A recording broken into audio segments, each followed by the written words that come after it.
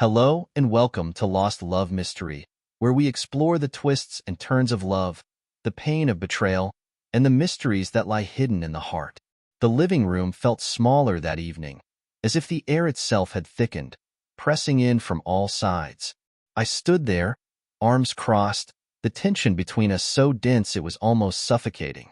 It wasn't our first argument, not even close, but something about this one felt different. It wasn't just exhaustion or frustration boiling beneath my skin. It was something final, something irreversible. "You don't even try anymore," I said, my voice steady despite the storm building inside me. I expected a reaction, a flicker of recognition, maybe even regret. Instead, she barely looked up from her phone, exhaling sharply like I was nothing more than an inconvenience. "Because it doesn't matter," she replied, her tone so casual it felt like a slap. "Not in the way you think." Something in the way she said it made my stomach turn. "What does that mean?" She finally met my gaze, her expression unreadable. Then, with a quiet certainty that sent a chill through my bones, she said, "This marriage is just a contract." The words hung between us, stretching the silence like a taut rope about to snap. A contract, not a partnership, not a bond of love, but a legal arrangement, a transaction, a formality.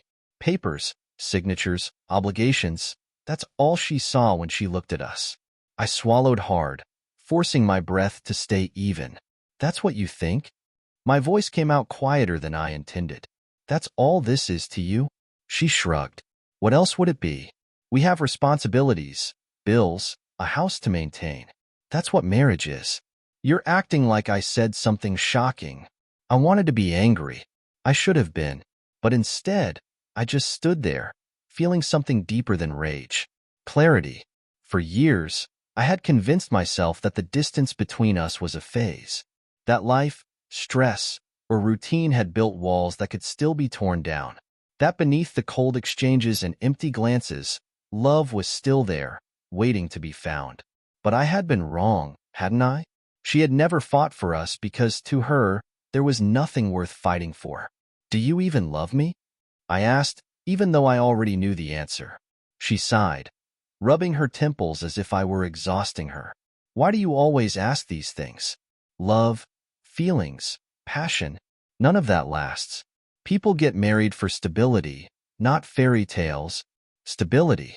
That was all I had ever been to her. A constant, a provider, a steady figure in the background of her life. I let the realization settle deep inside me, colder than I expected. And yet, something within me shifted. I nodded slowly. "All right." She frowned. "All right, what?" "You're right," I said, watching her reaction closely. "It is just a contract." She rolled her eyes, already tired of the conversation. "Finally, you understand." I let out a breath, steadying myself. "Yeah," I said, voice even. "I understand perfectly." And she thought she had one. She thought I had finally accepted her version of reality, one where love was a footnote and marriage was just a functional agreement. She thought this was the end of the argument. She had no idea it was just the beginning. Because if this was just a contract, then I was about to show her exactly how contracts end. I didn't bring it up again. I didn't argue. I didn't try to make her see the damage she had done with those words. Instead, I let them settle, let them carve away at every last illusion I had about us. She thought I understood. She thought I had finally conformed to her version of marriage, detached, calculated, purely functional. In her mind, the argument was over. She had won. That was her mistake. Because if marriage was just a contract, then I would handle it the way contracts are meant to be handled, with precision, with strategy, and, when necessary, with termination. I started with the basics: legalities, finances, obligations. I wasn't about to walk away blind. So the first thing I did was find a lawyer, not just any lawyer, but one who specialized in high-stakes divorces. Someone who understood leverage, control, and how to ensure a clean break with minimal damage to me. I didn't tell her. At night, while she scrolled through her phone in bed, I pored over bank statements, property deeds, and every financial document tied to our names. I mapped out every shared asset, every liability. I identified weak spots, accounts she had access to, expenses she had taken control over. I studied her spending patterns, her habits, her dependencies. She thought she had control over this marriage. That was about to change. But it wasn't just about money. I started watching her, really watching her. Now that I knew the truth, everything made sense. The way she avoided deep conversations. The way she dismissed intimacy as if it were a chore. The way she made decisions without ever considering me. For years, I had made excuses for her, convincing myself that love looked different for everyone. That maybe she just showed it in ways I hadn't learned to recognize. But now I saw it for what it was. She had never truly cared. At least, not in the way I had. One evening, she asked me to pick up something on my way home from work. A simple request, the kind that had passed between us 100 times before. But this time, I saw it differently. Transactional. No warmth. No gratitude. Just another obligation on the long list of tasks that made up her version of marriage. I did it, of course. I kept playing my part. But inside, I was already gone.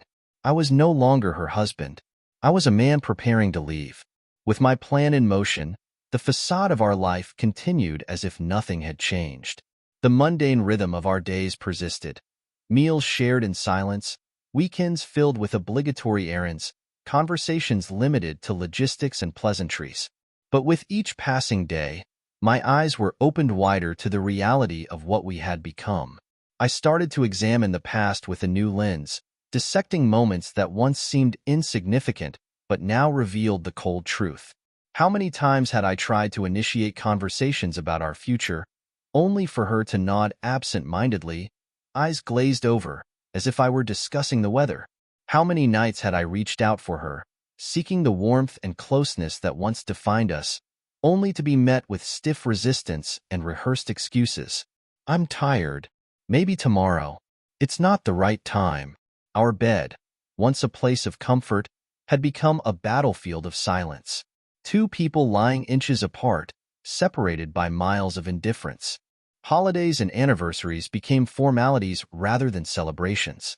I would plan evenings out, buy thoughtful gifts, cook her favorite meals. In return, I would get a perfunctory thank you or a distracted smile as she scrolled through her phone. The realization hit hard that these gestures, which I once believed nurtured our relationship, were nothing more than boxes to check off a list. Even in public, she played her role to perfection. Around friends and family, she was charming, affectionate, the ideal wife. She laughed at my jokes, held my hand, leaned into me as if we were still the couple everyone thought we were. But behind closed doors, the mask slipped away. The affection evaporated. The warmth was gone. And I understood, finally, that it had never been real. She had never been fighting for this marriage. She had only been maintaining appearances. So I made a decision. I wasn't just preparing legally and financially. I was preparing emotionally. I was fortifying my resolve. By the time I was ready to confront her, the love I had once felt for her had eroded into something colder, a hardened resolve. This wasn't just about dissolving a marriage. It was about reclaiming my dignity. She had built this marriage into something transactional, stripped of emotion and meaning. Now, I was about to show her what that really looked like. I had spent weeks preparing. Every document was in place. The legal side of things was handled with precision, and I had made sure that when the time came, I would be in control. Not her. She thought she knew how this game worked. She was about to learn exactly what happens when a contract is no longer beneficial to both parties. And I was going to make sure she felt it. She didn't see it coming. That evening, she was in the kitchen, casually scrolling through her phone as she leaned against the counter. The same detached posture, the same indifference she always carried at home. It was almost poetic how unaware she was of what was about to happen. I placed a neatly stacked pile of papers on the table between us. She didn't even look up at first. "What's that?" she asked, her focus still on the glowing screen in her hand. I pulled out a chair and sat down, my voice even. "It's what you wanted." That made her look. Her eyes flicked from me to the papers, brow furrowing slightly. "What are you talking about?" I slid the documents closer to her. "You said this marriage was just a contract." A pause. Her fingers hesitated over her phone. For the first time in a long time, I saw something other than indifference on her face. Confusion. Maybe even unease. I tapped the papers. I'm terminating it. She set her phone down. Wait, what? Divorce, I said, my tone calm, steady. Legal separation. Division of assets. Everything's outlined. Her breath hitched, just for a second. But I caught it. She picked up the papers, scanning them quickly, flipping through pages. You already spoke to a lawyer? The certainty in her voice was gone. I did. She read through the pages again, slower this time. Bank accounts, property, debt, responsibilities. It was all accounted for. When she finally looked back up at me, I saw it. The panic creeping in. The realization that, for once, she wasn't in control. You're serious? I leaned forward slightly. Of course I'm serious. This is what you wanted, isn't it? A structured agreement. No unnecessary emotions. No illusions. I tilted my head, watching her reaction. You made it clear this was just a contract to you. I'm just making it official. Her jaw tightened. That's not. She exhaled sharply, shaking her head. You're overreacting. I shook my head. No, I'm reacting accordingly. She sat back in her chair, arms crossed. And you expect me to just sign this? Just like that? I shrugged. It's up to you. We can handle this amicably, or we can drag it through the courts. But either way, this ends. She let out a short, incredulous laugh. You're really doing this? Yes. She picked up the papers again. But this time, I saw the shift. The way her fingers clenched slightly at the edges. The way her expression hardened. This was the moment she realized she had lost control. She set the papers down, staring at me, trying to regain her footing, trying to calculate her next move. This is because you're angry. You're being spiteful. I shook my head. No, I'm just finally listening to you. Her lips pressed into a thin line. You're making a mistake. I stood up, pushing my chair back calmly. No, I said, looking her in the eye. The mistake was thinking this marriage was ever more than a transaction. She sat there, motionless, as I walked out of the room. For the first time in years, I felt light, untethered, free. She didn't sign. Not right away. I had expected that. For someone who had spent years treating this marriage as a transaction, she suddenly found herself unwilling to accept the terms when she realized they didn't favor her. Over the next few days, the silence in our house was different. Before, it had been the kind of silence born from indifference, from two people merely coexisting. Now, it was thick with tension, filled with the weight of what was coming. She was calculating, strategizing. I could see it in the way she watched me, trying to gauge whether I was bluffing, trying to find a way to turn this to her advantage. But she was playing a game she had already lost. First came the denial. One evening, she casually brought up weekend plans as if nothing had happened. We should probably get a reservation for dinner on Saturday, she said from across the room, her voice light, indifferent. I didn't even look up from my laptop. I won't be here on Saturday. She hesitated. What do you mean? I finally met her gaze. I meant what I said. This is happening. Her expression flickered, just for a second, before she forced a shrug. You're being dramatic. I exhaled slowly, closing my laptop. Dramatic? I repeated. No, I'm being efficient. You, on the other hand, seem to be struggling with accepting your own logic. She crossed her arms. So you're just going to throw everything away? You already did. She had no response to that. Next came the negotiation. 2 days later, she slid the papers back across the kitchen table, tapping her nails against the surface. These terms don't work for me, she said, her tone carefully controlled. I leaned back in my chair. They're fair. She scoffed. Fair? You think this is fair? Yes, I said simply. And if you don't, then we can let the lawyers handle it.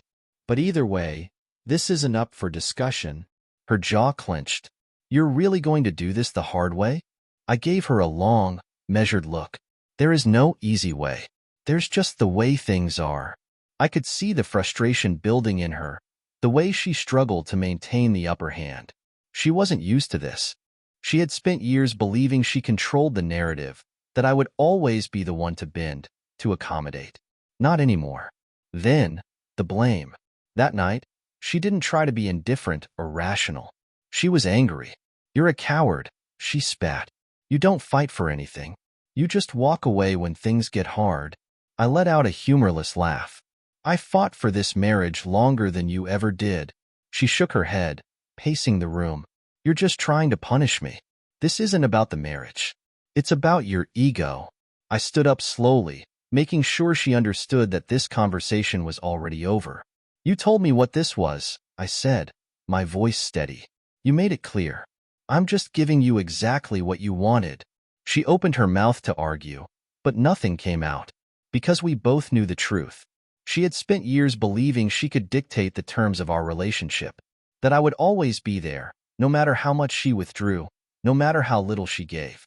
She had been wrong. The negotiation was over. And so was this marriage. She didn't say anything when I started packing. No protests. No last-minute pleas. No desperate attempts to stop me. She just stood there, watching, arms crossed, her expression carefully neutral. But I knew better. She was processing it in real time.